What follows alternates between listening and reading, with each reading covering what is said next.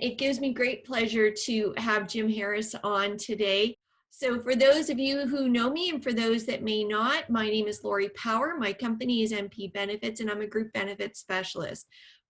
Part of being consistent to my clients is information flow. During this time, the most important thing that I could give my clients is connection and information to help them pivot into success. The guests that I bring on every week are part of that success module. It's everybody, I believe, has something to give, and if we can take a nugget of information away from each connection that we make, before long, we have a house built of gold, which is success. For those that may not know, Jim is a prolific author of Blindsided, How to Spot the Next Breakthrough, The Learning Paradox, Emotional Learning. He's North America's foremost management consultant, author and thinker of disruption into innovation and change leadership. So Jim, if you can just take a quick moment before we launch in today and tell us a little bit about your background and how you came to be where you are and the success you have achieved today. So I began as a journalist, and I co-authored a book called The 100 Best Companies to Work For in Canada for what was then the Financial Post.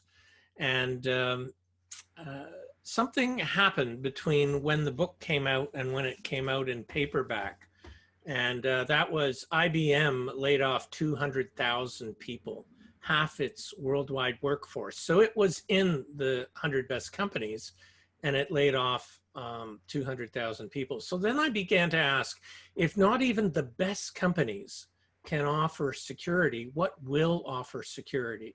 And I wrote my next book, which was called The Learning Paradox. And in that, I argued that 90% of the technology we'll use in just 10 years hasn't even been invented yet.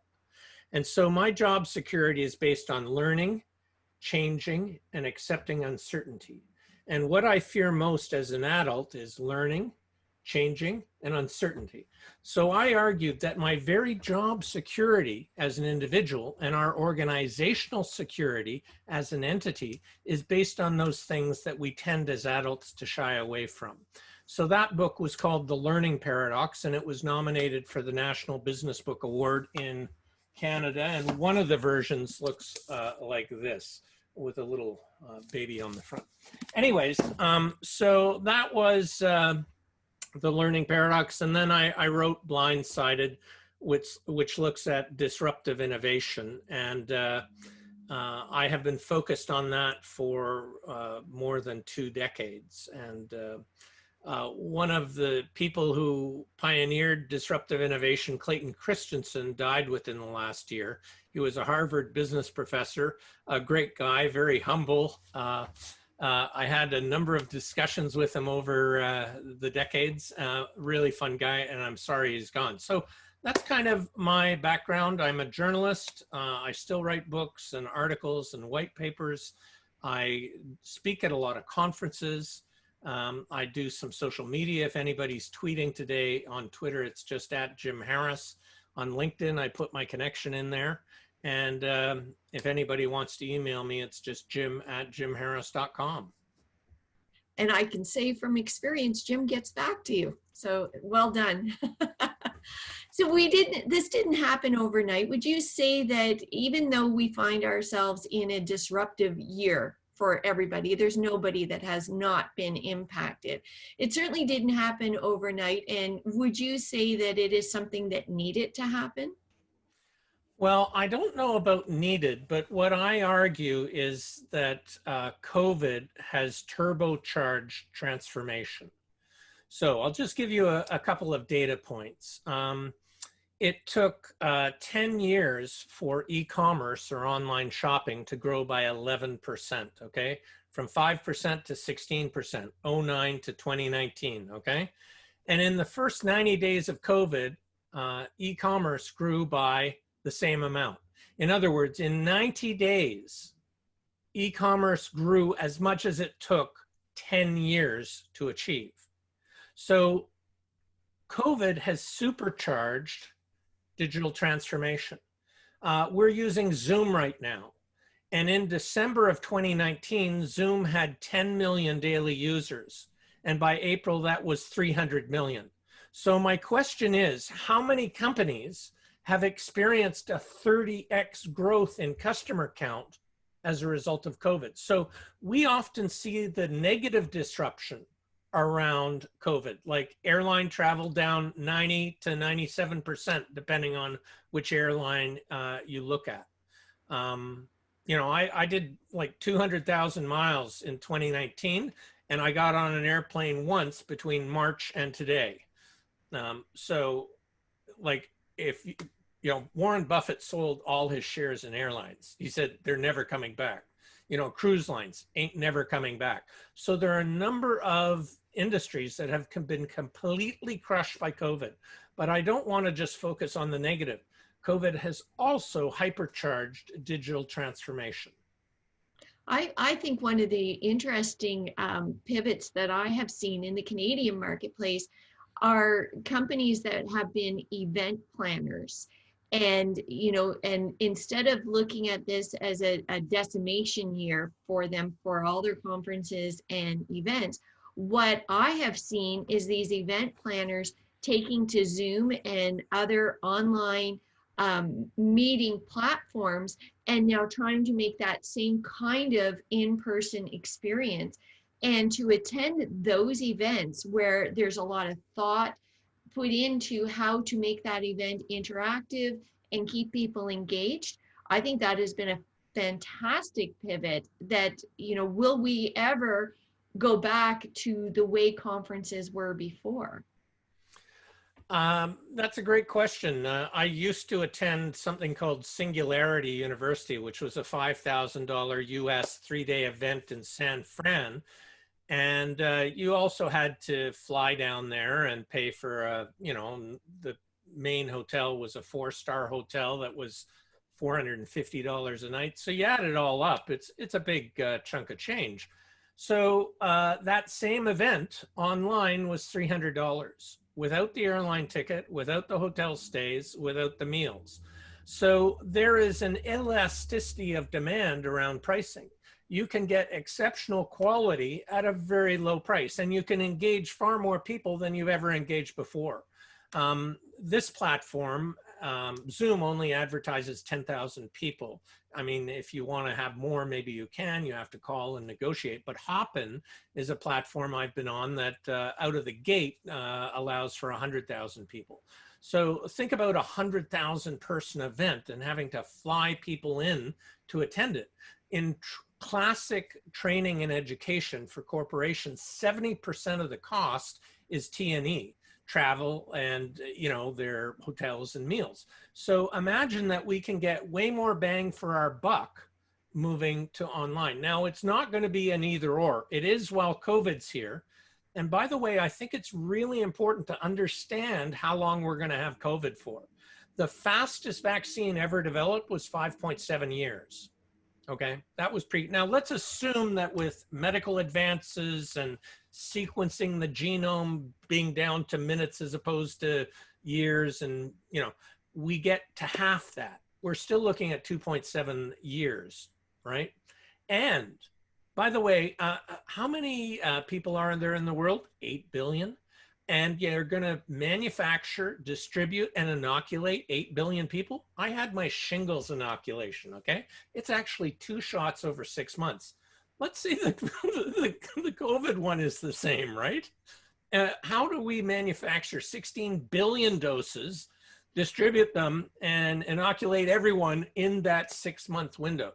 So there are some serious challenges. We're not coming out of this thing. Now, for political reasons, certain political actors have been saying this is no worse than the flu. It's going to be over, you know, next week and whatever. And because of that mind frame, certain business leaders have placed different bets than I think guarantee their long-term interests. This thing is going to be around a lot longer than people realize. So what's your advice when you're working with corporations and businesses and you see that common thread, because we're all in business to make money and we do have to pivot, we do have to move forward. What's the number one advice you're telling people, knowing that we don't like change and we don't like to be disrupted? Well, the first thing I believe is mindset. if I have a mindset that the COVID crisis is going to be over next month, I make very different business decisions than if I think it's going to be going on for 2 3/4 years. So the first thing to start with is mindset and facts, data. So you were talking about events last question, Lori, and if you attend a 2,000 person event in the United States, there is guaranteed 100% probability somebody is there with COVID. So the events industry better get serious about pivoting. Now, I work, about 70% of my work is presenting at conferences and seminars all around the world. And I've pivoted pretty much 100% to being online. I did have that one in-person event for a small group of 10 people. How are event planners pivoting? And in fact, there is upside to this. We can engage more people than we've ever engaged before because of the price point being lower. We can have more events that are highly targeted to our audiences and market by segment rather than have one generic event. So we can put on more events at a lower price and actually help our clients more in this time of stress for them. I think it's the connections that is making the technology, or embracing the technology. I have said, for anybody who's been here before, I have met more people specifically in the last 6-7 months than I have met 20 years prior to, because everybody in this room knows when you go to an in-person networking event, the first thing you're zeroing in on is, do I know anybody in the room, and can I hide for a few minutes while I get my breath? Anybody else been there?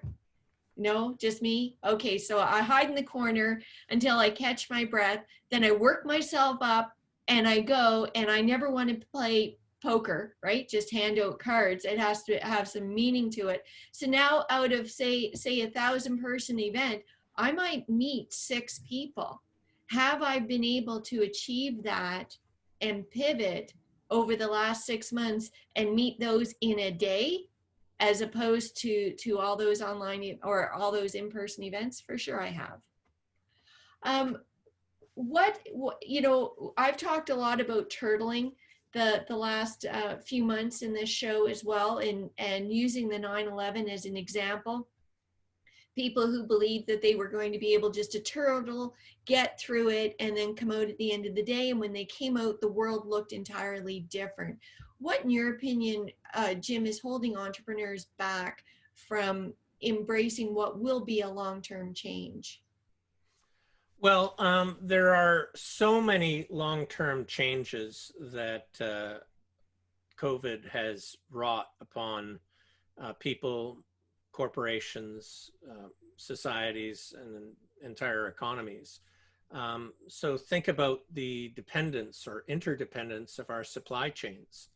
When all of a sudden China goes into lockdown and stops manufacturing PPE, personal protective equipment, what happens to the price of PPE when we've offshored all our manufacturing to China? So this will have an incredible reverberating impact on the $62 trillion of supply chain logistics that companies engage in. So there's just one example. Let me give you another one. Today, I checked before the webinar here. Tesla is worth $411 billion. So to put that into perspective, you can take the value of Ford, add it to General Motors, add it to Fiat Chrysler, take all 3 together and multiply by 4, and they are worth less than Tesla.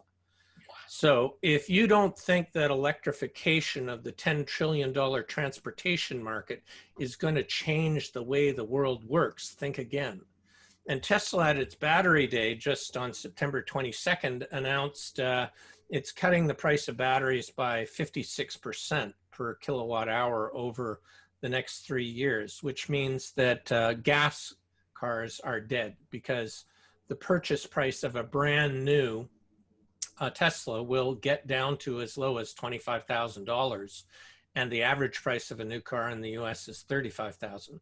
So if an electric car is already cheaper to operate, it's 70 to 80% less based on fuel, depending what jurisdiction you live on, 70 to 80% less on maintenance, and it's lower on capital cost. Who's going to buy a gas-powered car? It's just going to be Jay Leno. So Jay Leno's going to be the only guy buying gas cars out there, right?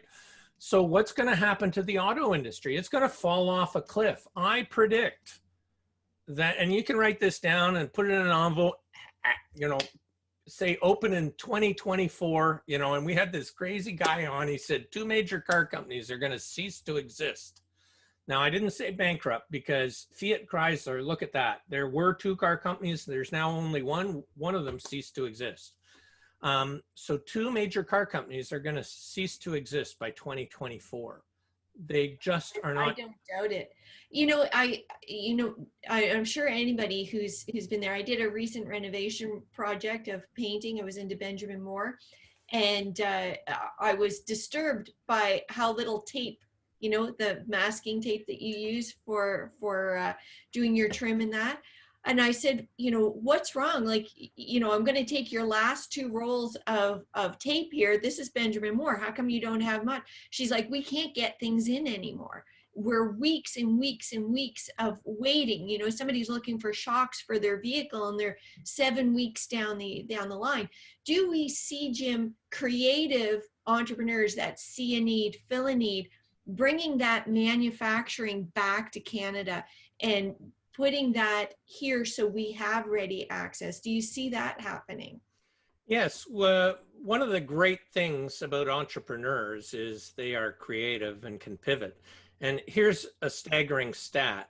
In the US, 99.9% of all companies are small and medium-sized enterprises. So while it's big companies that get all the headlines, it's SMEs that are the engines of growth and the economy. And a staggering 93% of all companies make less than $1 million top line. So small companies really are the heartbeat of our economy. And small companies are faster to pivot and innovate than large companies. For instance, we were just talking about the auto industry, and it takes GM on average 5 years from a concept to a pilot to production to mass distribution of a new car. Well, if your market is changing in 3 years and it takes you 5 years to change anything, you see the problem. So entrepreneurs are far faster to pivot, which is the great news because we can change on the fly. Patty, you had a question. Can you unmute and Yeah, Jim, I'm really fascinated by the comments that you've made so far, but just kind of going back to the events planning, conferences, conventions, that sort of thing. I just wonder, does it matter how long COVID lasts? If this new world is our new normal, isn't it true that people will forget how to go back? And with the cost savings that we will see, won't companies reject or push back on returning to those costs? That's a great question, Patty. I think what we will achieve when we come out of COVID, say in 3 years, is a new equilibrium. We are social animals, and even though we can see each other here on Zoom, we want to get up close and shake each other's hands and, have drinks together and so on. Although I know a lot of places that do happy hour with wine over Zoom or whatever, but Thanksgiving dinner by Zoom just doesn't feel the same as, in person, that turkey gravy. I need the gravy. Anyways, so we will get to some new hybrid where for the same training budget, you'll get to do 4 times as much training. 70% of it will be virtual and 30% will be in person. And we will stagger it such that you have to do level 1, 2 of 3 of the course virtually before you get the honor and privilege of doing level 4 in person. So it will be graduated. And similarly, office space. Like there is going to be, Lori mentioned it, maybe it was in our, schmoozing before the call here, but think about this. I live in Toronto. You can feel sorry for me, I know. But we have an office tower at King and Bay called First Canadian Place, 72 stories, 10,000 people. And if you go into the elevators, it says 2 people at a time. So you come back to work and there are 10,000 people trying to get up to their floor. So you wait for 3 hours to get to your floor and it's just time for lunch. So you now go back down to the food court, okay? And then you wait 3 hours to get back up to work and then it's time to go home. Like, we have not thought about the impact on commercial real estate. So Dell Computers has 165,000 employees and they say half of them are never coming back to work. They're going to work from home forever. Now, we will achieve a new hybrid, a new equilibrium where some people, like if you have 2 small children at home, you desperately want to get back to work, okay? Like, whereas if you're single, you might desperately want to get back to work because you feel you're, locked up in your apartment or whatever. So it's not all people are the same. So some people desperately want to work at the office. Some love working from home. Do you know that the average North American employee spends 5 work weeks a year in traffic jams getting to and from work? Is there nothing better we can do with 200 hours of our time? So for certain people, they're going to want to work from home and maybe once a week or once a month come in for a meeting. And with all this, what's that going to do to the value of commercial real estate? What's that going to do? And where do our pension funds stick their money? And CPP, things we can trust, like real estate, like blockbuster locations. Well, and you think about commercial realtors, those people really do need to pivot, because is the downtown core going to be what the downtown core has been? Now, in Edmonton, we've always had sprawl. The GTA has sprawled, but big office building sprawl, as opposed to us. We have this tiny little downtown area and then everything is sprawled out. But you look at, I think anybody who thinks this is the last we'll see of a pandemic scare in the future, knowing that we've had 5 pandemics prior to this COVID, being able to adapt and move forward from this experience will allow us to further adapt and move forward the next time it happens. And I was in Edmonton not too long ago, maybe a year and 3/4 ago, when it was minus 50 degrees. And like, frankly, I didn't want to go out at all. Like I'd eaten at the hotel quite a few times. It was the Chateau right on the hill there. Yeah. But in the 2 blocks I walked out, my feet were freezing. So like, there are other reasons to want to work remotely than just COVID. Oh, absolutely. Aaron, do you want to unmute and then you can make your comment and we can have a chit chat? There we go. Sorry about that. Jim, my question to you is, I'm fascinated by your comments around Tesla and electrification and all that stuff. The one comment is electric vehicles work depending upon where you get your electricity. In BC and Ontario, it's a good source because we have clean power feeding them. In Tennessee, it's coal power feeding those same cars. So it's probably not a good idea. But my question to you is, what are your thoughts on subsidies? Why should all of us on this call pay for somebody's $75,000 vehicle? Thank you. Well, that's a great question. Subsidies are supposedly for new industries to get them off the ground. But what we have seen is the largest subsidies in energy go to fossil fuels. BC is in the middle of an election right now, and the government there has been subsidizing fossil fuels to the tune of $1 billion every single year. So what happens is large industry captures government. It captures the regulators. And if you want to, if you're concerned about welfare, corporate welfare is the largest pig at the trough. So subsidies, and if you want to look at solar is the cheapest form of new power. It beats out coal. So we're seeing power contracts, 20-year fixed price contracts at under 2 cents per kilowatt hour. You can't even run a coal plant or a nuclear plant for that, let alone pack the CapEx and OpEx into that on a 20-year fixed contract. So the critics then say, well, the sun doesn't shine all the time and the wind doesn't blow all the time. So what are you going to do? And Tesla is actually not a car company. Tesla is a battery company that some of its products happen to have 4 wheels.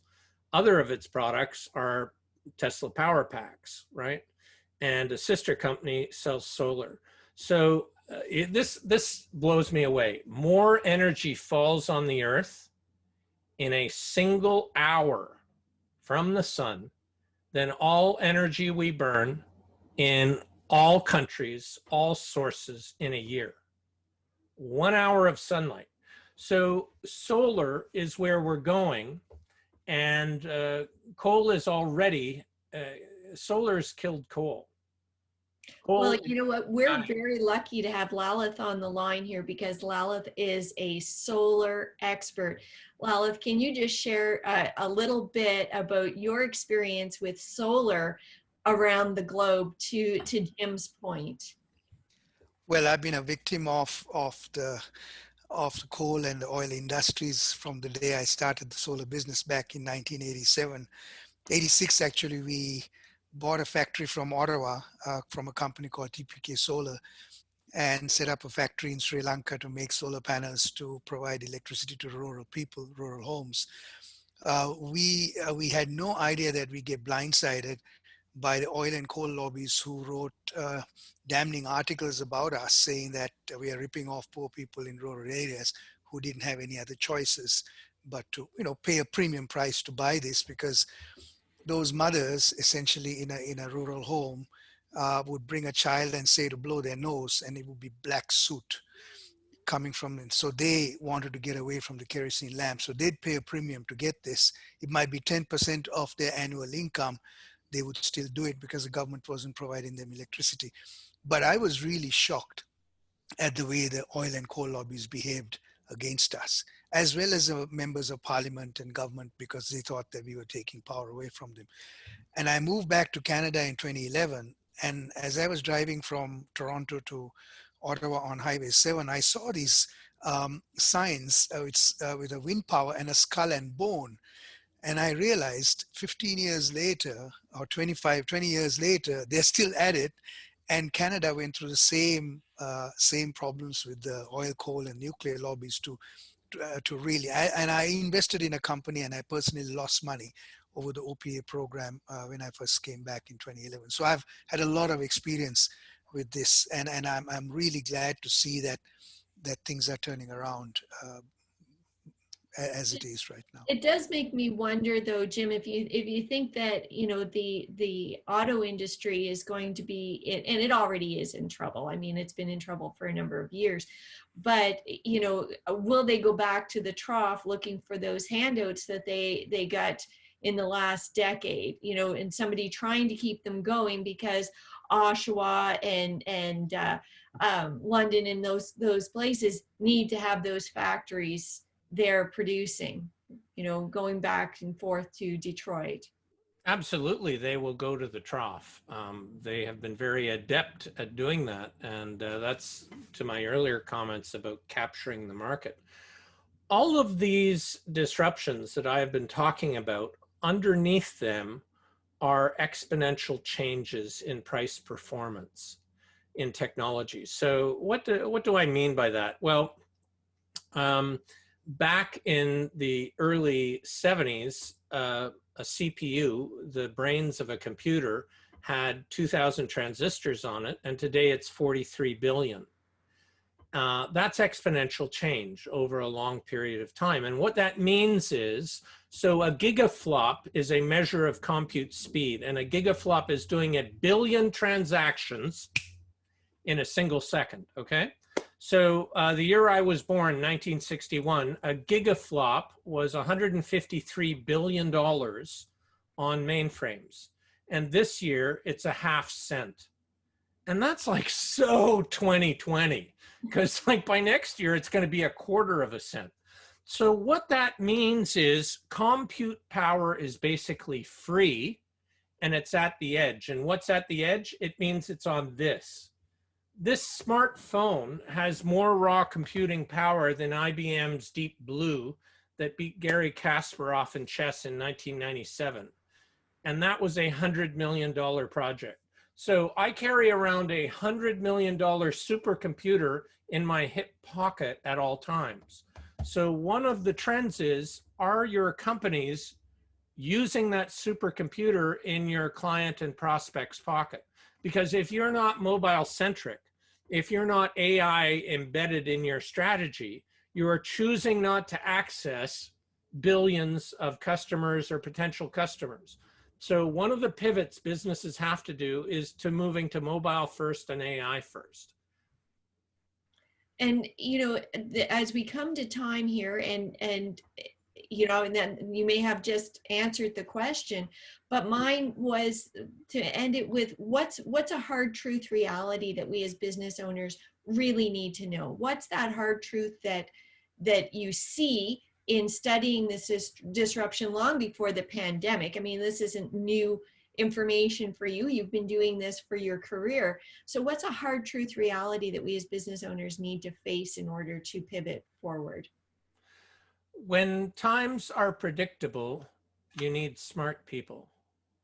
When times are unpredictable, you need agile, resilient, creative people. And I look at a study of Canadian C-suite, and it showed that 88% of CEOs believe that innovation is essential to drive their top line and their bottom line. I don't know what the other 12% were thinking that day they were asked, but there we go. Here's the killer though. In that study, only 22% had a formal system of innovation. So imagine the same thing had been said about sales, Lori. In other words, 88% of CEOs say that sales are essential to their top line and their bottom line, but only 22% have salespeople. Only 22% have sales training. Only 22% use a CRM like Salesforce to aid their salespeople. You know, only 22% tie performance on a quarterly or annual basis to compensation. The other roughly 80% hope it's just gonna, sales are gonna magically, organically happen, like apples falling from a tree, you know, boom, oh, there's another sale. Like that would be ludicrous. And yet that's what we're doing with innovation. We have to have a systemic, disciplined approach to innovation. And now more than ever before, when we're living in such uncertainty and unprecedented rate of change. Excellent. That is a good hard truth. I love that you tied that to the sales force. If you're looking for sales, but you don't have any salespeople, how are you expecting sales to come in? I'm going to open it up and ask if anybody has any last questions as we come to time. You guys know how I like to keep it on time. So unmute and ask your questions of Jim while we have him in the room and in the hot seat. My question is more so around, I call it FAT, flexible, adaptable, trainable. Everyone has to be fat now. And let's say you are resilient and you can pivot and change and you're trying to stay nimble with everyone, but you don't agree with some of the change. How can you impact where that change is going? So this is a great question, Bonnie. I used to represent a guy called Stephen Covey, who wrote The 7 Habits of Highly Effective People. Stephen died a couple of years ago. He was a great thinker, profound insights that to this day have affected my outlook. And Stephen used to say, no involvement equals no commitment. So when COVID hit, it was early March, and I began to pivot right away. 70% of my revenue comes from speaking at conferences and seminars all around the world, which I haven't done since March 1. So I called everyone in our organization. I said, look, our core business, 70% of our revenue is moving to zero. What do we do? And what do you need as a minimum to get by? Well, some people said, hey, I'm only working for you 2 days a week and my husband has his job and, you know, I'm fine with zero. Like anything you can give me, I'd love, but I'm okay with zero. Great. Other people said, I need 15 hours a week minimum. Great. Now, here's the thing. If I had arbitrarily said, you know, everybody is cut by 70% of their salary, that would have been terrible for some people, and it would have been way more than other people needed. The principle here is involve people. And because everyone was involved, nobody was scared, and everybody was committed to the outcome, right? So we need systems and structures. We just talked about innovation that involve people in how do we innovate. Now, just because you're involved doesn't mean you'll always get what you suggest, right? But maybe if you say, look, I am so committed to this idea that if you don't do it, I'm going to leave the company. We then have an opportunity to say, okay, you can leave with our blessing and we're going to take a 35% equity in your new company because as a, you know, as an entrepreneur just starting off, you're going to need some capital and we have some old desks you can take away and, you know, some computers and boom, now we have an equity stake in your thing. And if it fails, you know, it was small change to us, but if it succeeds, we have been innovating at the edge of our industry with a secondary or tertiary product or offering or service. So, and this brings me to another point, which is 75% of the innovation in companies focuses on product, but that only yields 10% of the value. 90% of the value is up in business model innovation. And what do I mean by that? Tesla is now offering insurance to Californian Tesla owners. Why? Because per million miles, Teslas with autonomous features have 85% less accidents than a traditional car with no autonomous features. So Tesla can go out and offer insurance at 30% less than traditional insurers and make triple the amount of money that a traditional insurance company makes because their loss ratio is so low. Does this mean that Tesla can disrupt the insurance industry? Absolutely. So, but we have to innovate not just on our product, on our business model, on our processes, you know, all sorts of different areas, not just our product. So by allowing somebody to spin off a business, that's twisting our business model because you're not going to be beholden to the mothership and to legal and compliance. Before you came on, we were talking about insurance companies would only bind policies with this. This is a magical device. Only ink can bind an insurance policy. And blue ink. Blue ink. And then, of course, their business went to zero when COVID hit. And all of a sudden, 20 years of legal and compliance saying only ink evaporated and they had to allow DocuSign overnight. Many of these barriers are internal or in the mindset or the frame that people in the organization have. And that's back to that agility. We need agility and flexibility. And often it's breaking the rules inside the organization that are most problematic, that are the barriers to innovation. So you're going out with a 35% equity from the mothership, not being able to being able to do anything, change your overhead structure, change the CapEx, change the OpEx, change how you sell, change, boom. I think the idea here is when somebody says why, the response is why not? If somebody says we can't afford it, the answer is, can we afford not to? I really do appreciate everybody coming out today. This has been phenomenal, Jim. I hope you'll come back again and enlighten us more as we start to progress through this long endeavor. We are just at the beginning, as you said. Again, my name is Lori Power. My company is MP Benefits. If you know anybody who's looking for an innovative benefit plan from somebody who's flexible and trainable, Bonnie, I can do that, and adaptable to their needs, I'd really appreciate reaching out. So thanks so much and have a great day, and I hope I'll see you back again next week.